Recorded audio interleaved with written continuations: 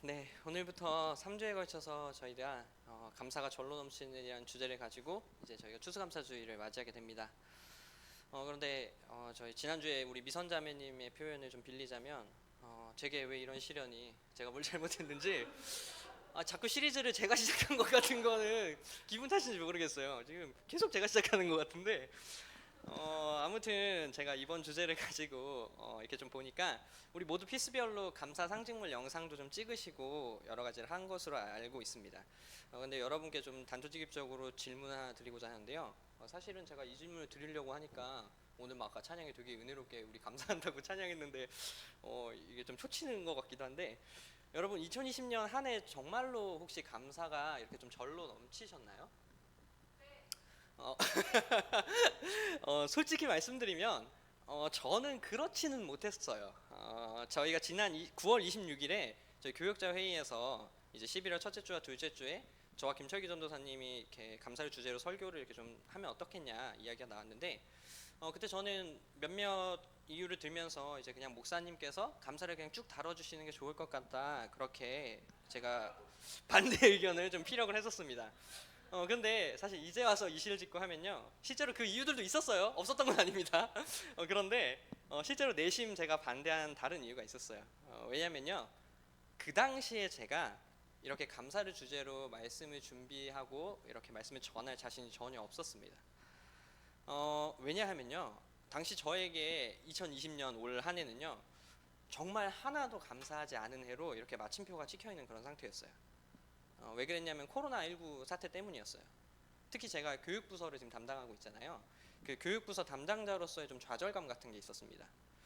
청풀 예배와 토요 모임이 한순간에 모이지 못하게 되고, 또 저희가 대체제로 온라인 예배를 준비하기는 했지만 아이들이 시간이 갈수록 아무래도 집중력도 떨어지고 좀 힘들어하는 게 눈에 보이더라고요. 실제로 저희가 아이들한테 좀 피드백도 받아보고 했을 때도 이미 막 학원 수업도 그렇고 학교 수업도 그렇고 여러 가지를 온라인으로 진행하다 보니까 교회 예배도 또 온라인으로 드리는 것이 되게 힘들다, 이런 피드백들이 많았어요.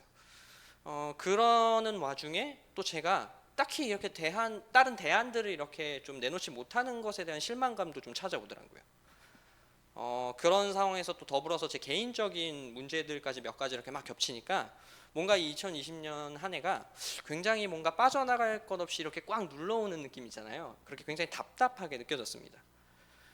그래서 제가 종종 저희 대학교 때 신학을 함께 공부했던 동기들과 이렇게 종종 이야기를 나누는 기회가 있는데, 심심치 않게 이번 2020년은 진짜 감사하지 않다, 좀 힘들다, 이렇게 제가 말하곤 했어요. 그런 상황에서 근데 제가 감사를 주제로 말씀을 정말 눈앞이 캄캄해지더라고요. 그런데 어떡하겠습니까? 속된 말로 까라면 까야죠. 네, 그래서 감사에 대한 설교를 그래서 준비하기 위해서 제가 말씀을 찾아보고 이렇게 묵상을 하고 또 이렇게 제3들을 2020년 한 해를 쭉 돌아보고 하다 보니까 뭔가 재미있는 발견이라고 해야 될까요?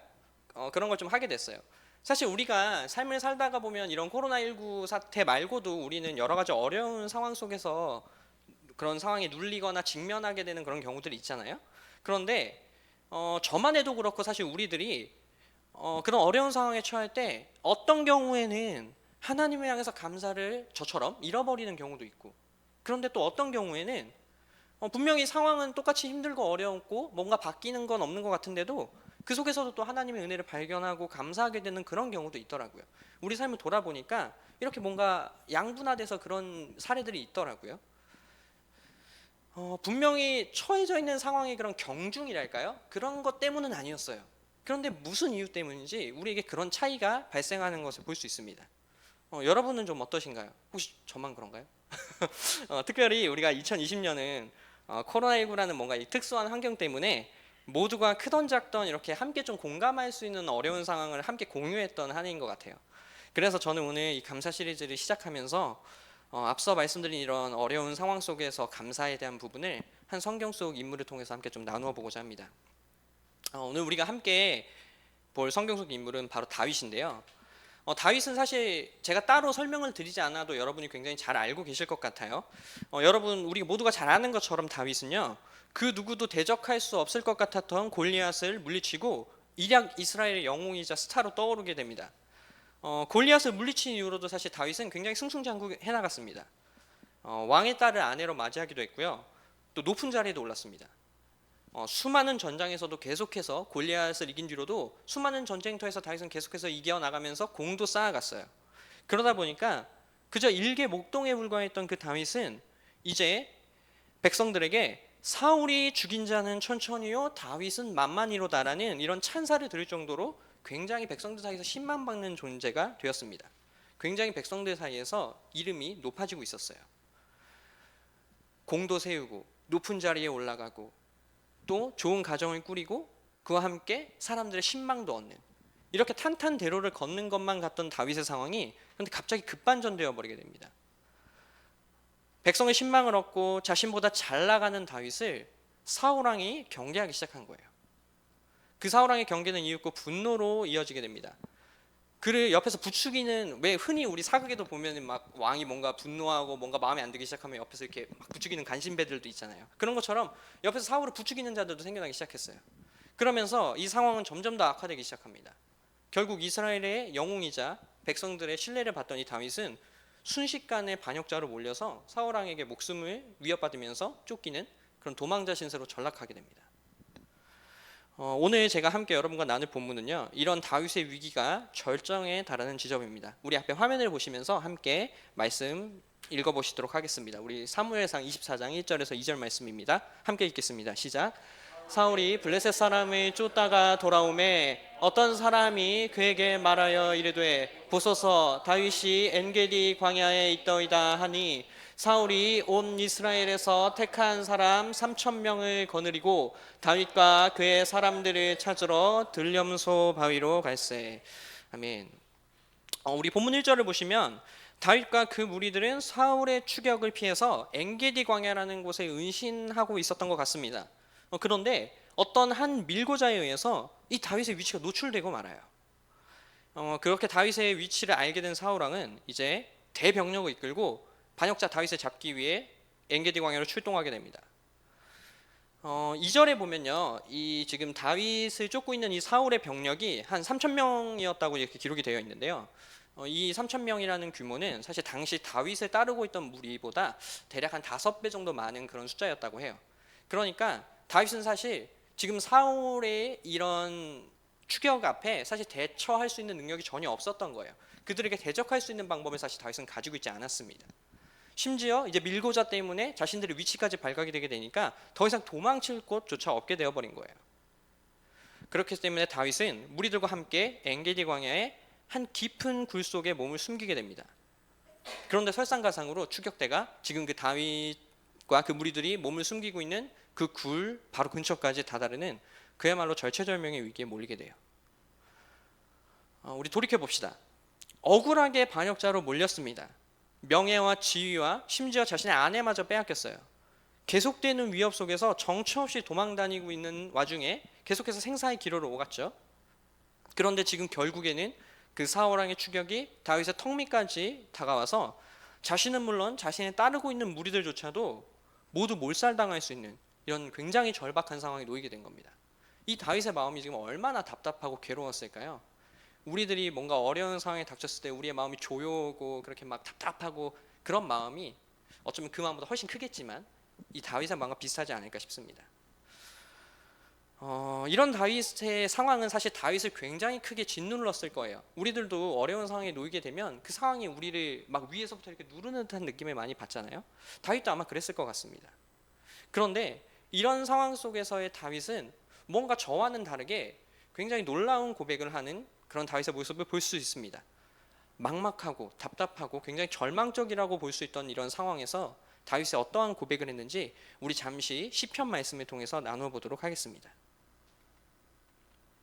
우리 시편 57편 7절부터 11절 말씀인데요. 우리 앞에 화면을 보시면서 함께 조금 길지만 함께 읽어주셨으면 좋겠습니다. 함께 읽겠습니다. 시작. 하나님이여 내 마음이 확정되었고 내 마음이 확정되었사오니 내가 노래하고 내가 찬송하리로다. 내 영광아 깰지어다. 비파야 수금아 깰지어다. 내가 새벽을 깨우리로다. 주여 내가 만민 중에서 주께 감사하오며 문 나라 중에서 주를 찬송하리로다. 무릇 주의 인자는 커서 하늘에 미치고 주의 진리는 궁창에 이르나이다. 하나님이여 주는 하늘 위에 높이 들리시며 주의 영광이 온 세계 위에 높아지기를 원하나이다. 아멘. 우리 구절을 보시면 놀랍게도 다윗은 지금 자신을 짓눌러 오고 심지어 목숨이 경각에 달린 그런 상황이잖아요. 그런 상황 속에서도 지금 감사를 노래하고 있습니다. 도대체 다윗은 어떻게 이렇게 감사를 노래할 수 있었을까요? 사실 지금 다윗의 상황은 그 어느 것도 감사할 수 없는 지경에 이르는 상황이었어요. 너무나 답답하고 자신의 목숨조차 걸려있고 심지어 자신의 목숨뿐만 아니라 자신을 따르는 수많은 사람들의 목숨까지 걸려있는 그런 굉장한 위기 상황이었습니다. 그런데도 불구하고 다윗은 하나님께 지금 감사를 노래하고 있어요. 어떻게 다윗이 이런 고백을 할 수 있었을까요? 우리는 이어지는 사무엘상 24장의 사건에서 뭔가 한 가지 주목해 볼 필요가 있습니다. 사무엘상 24장 3절에 보면 이렇게 기록되어 있어요. 길가에 양의 우리에 이른즉 굴이 있는지라 사울이 뒤를 보러 들어가니라. 다윗과 그의 사람들이 그 굴 깊은 곳에 있더니. 굴 속에 숨어있는 다윗과 그 무리들의 귀에 갑자기 발소리가 들려오기 시작했어요. 누군가 굴로 들어오고 있었습니다. 순간 이 다윗과 무리들의 심장이 얼마나 두근거렸을까요? 살펴보니까 사울왕이 갑자기 그 굴로 이렇게 들어오고 있는 거예요. 아, 들켰구나. 그런데 갑자기 사울왕이 뒤돌아 앉더니 바지를 내립니다. 우리 모 전도사님께서 우리 교육자들과 있을 때 그렇게 이야기하시는 그것, 자신이 그 일을 치료해야겠다면서 사방팔방 광고하고 다니시는 그 일. 사울왕은 다윗이 숨어있는 그 굴에서 다윗이 그 무리들과 함께 숨어있다는 것을 알고 그 굴에 들어간 것이 아니라 사울왕은 오늘 이 3절에 기록되어 있는 것처럼 그저 뒤를 벌어 볼일을 보러 그 굴에 들어갔던 거예요. 이게 웬일입니까? 자신을 쫓고 있었던 자들, 그것도 그 자들의 수장인 사울왕이 갑자기 자신들 앞에 완전히 무방비 상태로 지금 던져진 거예요. 지키는 사람도 없고 용변을 보는 중이니까 당연히 무기는커녕 어떻게 제대로 된 대항도 할 수 없겠죠? 이건 기회다. 그래서 4절을 보면 다윗을 따르는 자들이 이렇게 이야기합니다. 다윗이 사람들이 이르되 보소서 여호와께서 당신에게 이르시기를 내가 원수를 내 손에 넘기리니 내 생각에 좋은 대로 그에게 행하라 하시더니 이것이 그날이다 하니 다윗이 일어나서 사울의 거독자락을 가만히 베니라. 그 무리들이 다윗에게 이렇게 이야기하는 거예요. 하나님께서 사울왕을 지금 당신 손에 붙여주셨어요. 우리가 이 위기를 드디어 해결할 수 있는 방법이 생겼어요. 당신 이제 사울왕을 베기만 하면 이 모든 게 끝나요. 다윗도 이에 사울왕의 겉옷을 이렇게 자르게 돼요. 그런데 다윗은 거기에서 멈춥니다. 그리고 이 기회를 어떻게 보면 정말 천우일조의 그런 기회잖아요. 그런데도 불구하고 다윗은 이 위기를 어떻게 보면 극복할 수도 있을 것 같은, 이 위기를 지나갈 수도 있을 것 같은 이 갑자기 자신에게 찾아온 기회를 다윗은 그냥 흘려보내게 됩니다.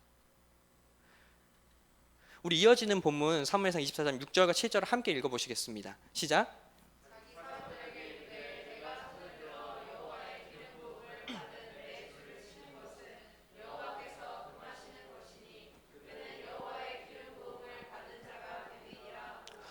다윗이 이 말로 자기 사람들을 금하여 사울을 해하지 못하게 하니라. 사울이 일어나 굴에서 나가 자기의 길을 가니라. 아멘. 어떻게 보면 지금 다윗은 굉장히 바보 같은 일을 하고 있는지도 모르겠어요. 어려운 상황을 순식간에 해결할 수 있는 기회가 자기 손에 들어온 것처럼 보이는 그 상황을 지금 다윗은 그냥 흘려보내고 있는 거예요. 자신을 그렇게 괴롭히고 자신을 그렇게 무겁게 짓누르던 상황을 만들어낸 그 원흉을 자기 앞에 무방비 상태로 있는데도 불구하고 그 사울의 목을 치기만 하면 상황이 해결될 수 있을지도 모르는데도 다윗은 거기에서 마침표를 찍지 않고 마침표를 찍는 일을 하나님께 맡기게 됩니다. 다윗은 지금 분명히 자신의 손으로 그 어려운 상황에 마침표를 찍을 수 있었어요. 사울왕을 베는 것으로 이 상황에 마침표를 찍을 수 있었습니다. 하지만 그럼에도 불구하고 다윗은 이 상황의 모든 마침표를 하나님께 넘겨드리게 돼요. 그리고 자신의 부하들에게 이렇게 이릅니다. 여호와의 기름 부음 받은 자의 해야 하는 것은 그것은 내가 할 일이 아니다 라고 이야기하면서 사울 왕을 풀어주게 돼요. 여러분 근데 여기서 이 다윗에 대해서 여러분이 오해하지 않으셨으면 좋겠어요. 이 다윗은 지금 다윗이 특별해서, 그리고 다윗이 정말 처음부터 마음 먹고 사울을 놓아준 게 아니었어요. 다윗도 분명히 흔들리고 있었습니다. 사울왕 무방비로 노출된 사울왕의 모습을 보면서 다윗도 이 상황을 해결할 수 있는 그 모습을 보면서 다윗도 분명히 흔들렸어요. 그렇기 때문에 다윗은 사울왕의 겉옷자락을 잘랐습니다. 다윗도 계속해서 마음속에 고민하고 있었어요. 사울왕을 지금 여기서 배기만 하면 나의 어려운 상황이 해결되지 않을까? 우리 모두가 살 수 있지 않을까? 이 힘든 상황이 끝나지 않을까? 그러나 다윗은 그런 갈등 속에서도 결국은 하나님께 모든 마침표를 내어드리는 방법을 선택하게 됩니다. 앞서 보신 이 시편 57편의 간구와 고백들은 이런 과정에서 나왔어요. 다윗은 그냥 그저 갑작스럽게 감사를 노래한 것도 아니었고요. 너무나 쉽게 감사를 노래한 그런 상황도 아니었습니다. 다윗도 그 어려운 상황 속에서 계속해서 흔들리고 계속해서 눌리고 그리고 계속해서 그 상황에 쫓기는 와중에도 다윗은 그럼에도 불구하고 감사의 노래를 하나님께 올려드렸던 거예요. 그럴 수 있었던 것은 다윗이 자신이 그 상황에 마침표를 찍지 않고 그 상황을 모든 것을 하나님께 맡겨드렸기 때문에 가능한 일이었습니다.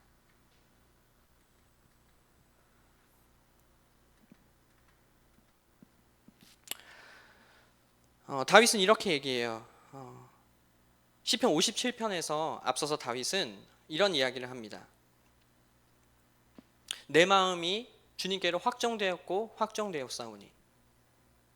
이 고백은요, 다윗이 지금 자신을 눌러오는 상황 가운데서 분명히 자신의 힘으로 이 상황을 해결할 수 있는 상황까지도 자신 앞에 이루어졌지만 그럼에도 불구하고 이 모든 어려움의 상황을 하나님께 맡겨드리는 것으로 자신의 마음을 확정하고 선택했다는 그런 고백을 다윗은 하고 있습니다. 그렇기 때문에 다윗은 사울왕의 목을 베지 않았어요. 분명히 자신의 손으로 사울왕을 베는 것으로 끝낼 수도 있었지만 그것이 정말 하나님의 뜻인가? 이것이 정말 나에게 하나님이 주신 은혜가 맞는가? 이것이 정말 제대로 된 마침표가 맞을까? 계속해서 고민하고 흔들리던 와중에 다윗은 선택합니다. 그리고 그 결과는 이어지는 3회 24장의 사건에서 우리는 확인할 수 있어요.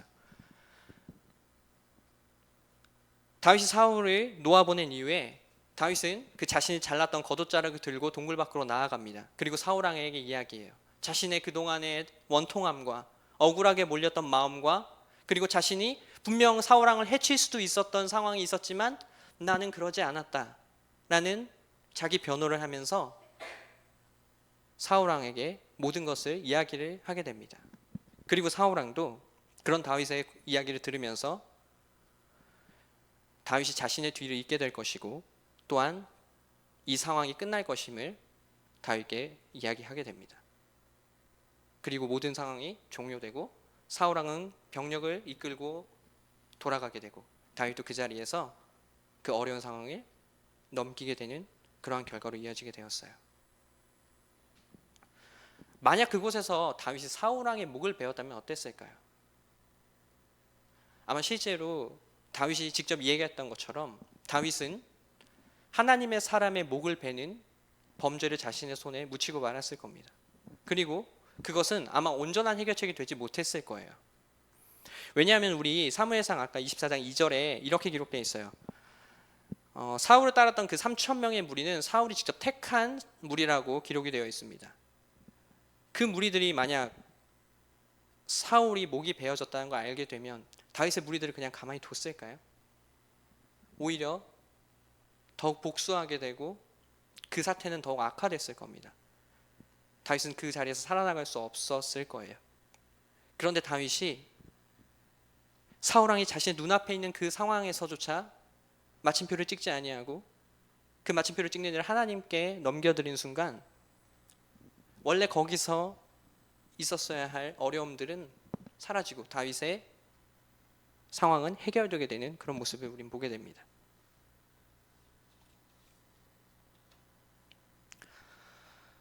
그런데 우리는 그런 어려운 상황들을 겪다 보면요, 종종 우리는 이런 다윗이 될 때도 있어요. 분명히 우리가 어려운 상황을 겪으면서 우리의 그런 어려움들을 우리가 마음대로 판단하지 않고 마음대로 마침표를 찍지 않고 하나님께 분명히 맡겨드릴 때도 있습니다. 우리가 다윗이 될 때도 있어요.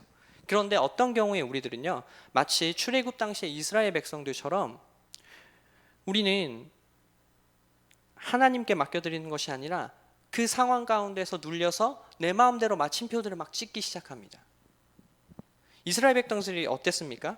출애굽 당시에 하나님께 십계명을 받기 위해서 시내산에 올랐던 모세가 자신들에게로 빨리 돌아오지 않자 아론에게 자신들을 인도할 신을 만들어내라고 아우성을 쳤어요.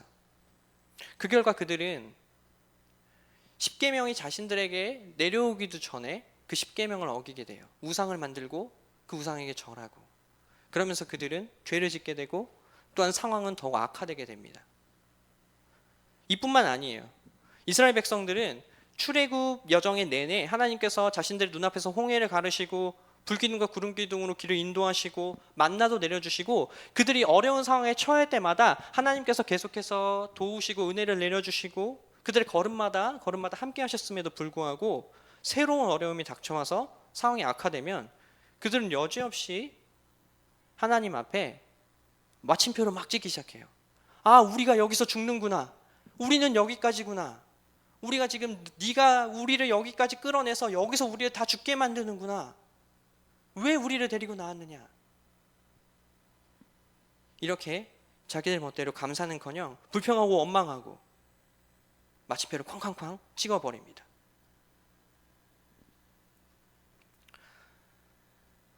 우리가 사실 감사를 잃어버린 경우들을 좀 돌이켜보면 어쩌면 우리들도 이런 이스라엘 백성들의 모습을 하고 있지는 않나 생각해봐요. 저도 그랬던 것 같아요. 2020년이 사실 채 끝나지도 않았는데 하나님의 은혜가 어쩌면 계속해서 뒤에 우리 하나님은 계속해서 일하고 계시잖아요. 아직 하나님의 은혜의 시간이 되지 않았을 뿐 우리를 향해서 계속 일하시고 계시고 은혜를 더해주고 계신데 지금 내 눈앞의 상황이 해결되지 않고 보이지 않고 그 해결책이 보이지 않는다는 이유로 어쩌면 이스라엘 백성들처럼 망했다, 끝났다, 지금 이 상황은 실패했다, 감사하지 않다, 이렇게 제멋대로 마침표를 막 찍고 있었던 것 같습니다. 여러분 어떠신가요? 우리가 사실 그런 어려운 상황에 처하게 되면 우리는 막 저울질을 하게 돼요. 하나님과 그런 어려운 상황 두 개 속에서 우리는 계속해서 고민하고 갈등하면서 하나님과 어려운 상황을 저울질하게 됩니다.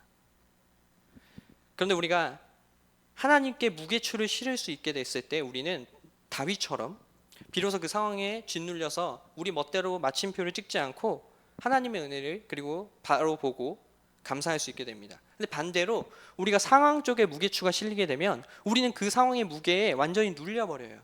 더 이상 하나님을 바라보지 못하고 더 이상 감사하지도 못하고 그 상태로 우리는 우리들도 모르게 계속해서 지금 당장을 원하게 되고 상황의 표에 지금 당장 마침표가 찍히기를 원하면서 은혜가 지금 나에게 당장 임하기를 원하고 그렇게 조급해진 마음으로 우리의 감사들이 하나둘씩 사라지게 돼버리는 것 같습니다. 다윗은 이런 상황 속에서 사실 하나님께 무게추를 짓는 데 성공했어요. 우리는 어려운 상황 속에서 이렇게 우리가 무게추를 잴 때 하나 다윗이 되기도 하고 때로는 이스라엘 백성들도 되기도 하는 이 무게추 속에서 우리는 매 순간 점점 다윗처럼 하나님께 무게추를 실을 수 있는 우리들이 됐으면 좋겠습니다.